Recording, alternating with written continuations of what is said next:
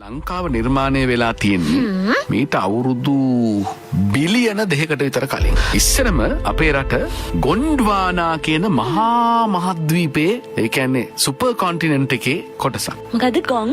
ගොන් නෙමෙයි. ගොන්නේ නමේ අහන පස්සේ. එහට මොකද්ද නම? ගොන්ඩ්වානා. ගොන්ඩ්වානා. අපි අප්‍රිකාවයි ඕස්ට්‍රේලියාවයි ඇන්ටාර්ක්ටිකා මහද්වීප. කොහොම එක කෑල්ලේ? එක කෑල්ලේ තිබුණ තමයි කැඩුනේ. ඊට පස්සේ භූතටි චලනය වෙලා යෝධ ගොන්වානා බිඳී ගියා. හැමෝම රටවල් තනි වෙන්න ඉඩ දෙන්න මටයි මගේ හිතටයි කියලා වෙන් වෙලා ඈතට ගියා. හරි. අපි හැබැයි ඉන්දියානු භූතටියත් එක්ක ඊසානට තල් වෙලා ගියා. ඒ ගිහිල්ලා ඉන්දියානු භූතටිය හැප්පෙනවා උඩහා තිබිච්ච තවත් භූතටියක් එක්ක. අන්න ඒගොල්ලන්ගේ එවරස්ට් කඳු මුදුන් ඇතුළු ඒ කඳු පන්තිය බිහි වෙනවා. හරි. ඊට පස්සේ අවුරුදු මිලියන 130කට විතර කලින් අපි ඉන්දියාවෙන් වෙන් වෙන්න පටන් ගත්තා.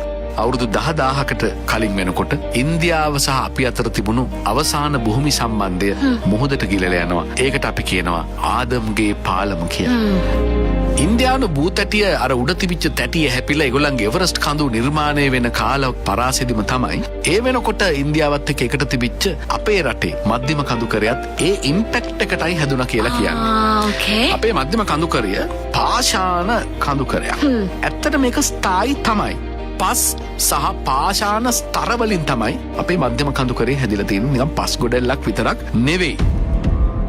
ඇත්තම කියනවා නම් අපි අද දකින මධ්‍යම කඳුකරේ මීට අවුරුදු මිලියන 2.6ක් වගේ කාලෙකදී හැදුනා කියලා ඉතිහාස කතාවල තියෙනවා. එහෙම හැදිච්ච මධ්‍යම කඳුකරේ කාලයක් යනකොට මහා වැහිවලට මහා හුලං වලට ඛාදනය වෙලා අද අපි දකින නිම්න දුර්ග කඳු ගංගා ඇලදොල නිර්මාණය වෙනවා. කොහොම හරි අපේ අරිය ජල වාහනය අපේ ජල විද්‍යාව රටේ දේශගුණයේ ජෛව විවිධත්වය පාලනය කරන්නේ මධ්‍යම කඳුකරේ කියලා මතක තියාගන්න සහෝදරයා. එතන තමයි අපේ පණ තියෙන්නේ. හාට් එක නේ. ඒකට තමයි අපි මෙච්චර ගේමක් දීලා තියෙන්නේ. මධ්‍යම කඳුකරේ අස්ථායිද ආයහනවා නෑ. මධ්‍යම කඳුකරේ එහෙම අස්ථායි නෑ. නමුත් සාධක දෙකක් බලපානවා මධ්‍යම කඳුකරේ කාලෙත් එක්ක අස්ථායි වෙන්නේ. ඒකක් තමයි අධික මෝසම් වැහි දෙක මනුෂ්‍ය ක්‍රියාකාරකම්. අධික මෝසම් වැහිවලදී වැටෙන මහා වැස්සේ මේ කඳුවලට වතුර උරලා පස් සහ පාෂාණ අතර තියෙන සම්බන්ධය බුරුල් කරනවා. තව ටිකක් වැස්සහම කන්ද කඩාගෙන පහළට එනවා. මිනිස් ක්‍රියාකාරකම්. අපි ඒකේ තියෙන වන ගහනේ අයින් කරලා ගෙවල් හදනවා. ගස් ටික අයින් කරපු ගමන් මේ මහා මෝසම් වැසිවලට පොළව කෙලින්ම නිරාවරණය වෙනවා. ගස්වල අතු වලින් බේරිලා වැස්ස පෙරිලා පහළට එනවා වෙනුවට වැටෙන හැම දිය පොදම මධ්‍යම කඳුකරේ උරා ගන්නවා. තව අස්ථායි වෙනවා. ඊට අමතරව වන ගහනේ සමහර තැන්වල ගස් ස්වභාව ධර්මය හදන්නේ කඳු වගේ තැන්වල තියෙන පස අල්ලගෙන ඉන්න. ඒ මැදට අපි කඳු කපලා පාරවල් හදනවා. ඒක තමයි දියුණුව නේද? අපි මධ්‍යම කඳුකරේ කපලා තට්ටු 10 15 බිල්ඩින් හදනවා දියුණුව නේද? පාලම් හදනවා රේල් පාරවල් හදනවා දියුණුව නේද? දැන් කොහොමද දියුණුව?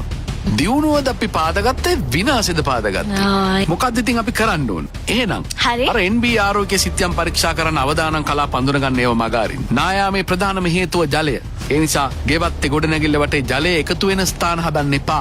ඒත් එක්කම ගලන වැටෙන පිට වෙන ජලය නිසි කාණු පද්ධතියක් කරා පහළ ප්‍රදේශවලට යන බව තහවුරු කරගන්න.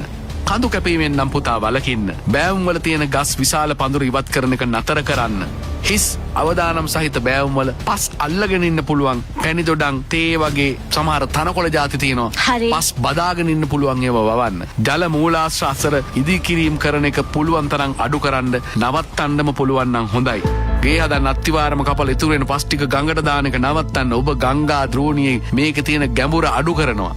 ඉතින් පොඩි වැස්සටත් ෆ්ලෑෂ් ෆ්ලඩ්ස් කියලා කෑ ගහනවා. ඇලර්ට් එනවා. අඬන්න වෙනවා. හදිස්සියවත් බිත්තිවල බිම ඉරිතැලීම් ගියොත් දොර ජනෙල් ඇඹරුණොත් කන්දෙන් පහළට ගලාගෙන එන වතුරේ පාට මඩ පාටට වෙනස් වුණොත් අසාමාන්‍ය සද්ද බද්ද ගල් කැඩෙන ගස් පෙරලෙන සද්ද වගේ වැහුණොත් ඒ ගැන කල්පනාවෙන් ඉන්න. අවසානයක පවුලේ හැමදෙනාම කතා වෙලා ඩිසාස්ටර් රෙඩි මූඩ් එකකට යන්න. ඒ වගේ කලාපයක නම් ජීවත් වෙන්නේ. තැනක් නියමයක් පාරක් මගක් යන දිහාවක් දැන් තීරණය කරලා ඉන්න. චාර්ජ් වුණාට පස්සේ පිට්ටනිය හොයන්න එපා. එහෙමයි මේවා ගැන දැන උගත්තු කියලා තියෙන්නේ.